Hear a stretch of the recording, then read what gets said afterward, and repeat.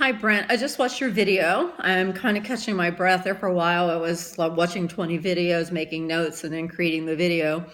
And so I'm finally able to actually make the video and then make my video afterwards. So yay, I think I've only got 3 more today. And then my husband's sick with the flu, so it worked out perfect. So I can spend all day Sunday getting caught up.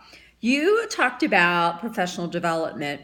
And I always think it's fascinating because I somewhat work in professional development. I do self-mentoring, coaching, and mentoring. And so I'm always going into schools. I'm always going to businesses, conferences, and doing a lot of training. So I kind of, and matter of fact, this past year, I actually won the 2016 Coastal Entrepreneur Award for professional development.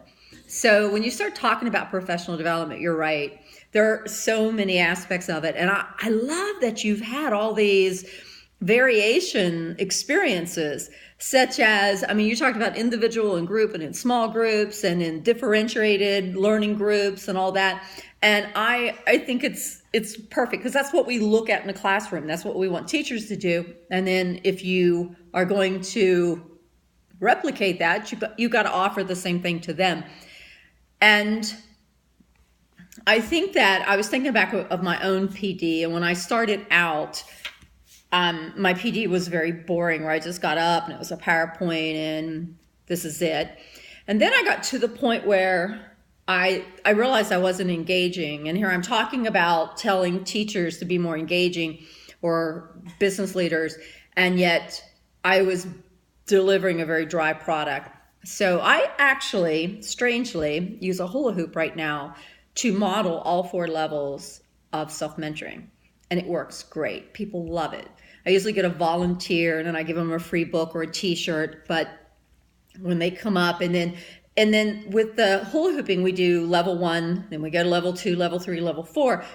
It's such an easy way to do it. And then they remember it. It's not like they're trying to remember a PowerPoint slide that was dry and boring. And I even used to try to spiffy those up a little bit, make them really, digital things flying all over.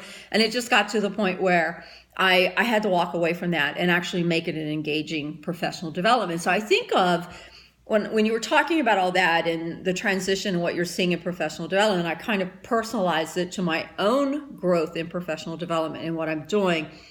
I also loved, you called it digital badges. Like you go through professional development, you get a little badge. I mean, it may not be a real badge, but it's, I was thinking of a general with the stripes and the little awards or something. I love that. I thought that was so cute. I really appreciate you sharing that. I've never heard that before, a digital badge. Any kind of PD badge I think would be good. But I really, really enjoyed your reflection. And I like that you're giving it a lot of thought, and that you're thinking of ways to make it work from an administrative standpoint. And they are hard. They're very difficult. And everybody is at a different level. Sometimes you can actually have focused PDs, and I'm sure you already know this, where you highlight 5 or 6 things that the school needs to work on, and then you have those scheduled, and then certain people go to one, certain people go to the other.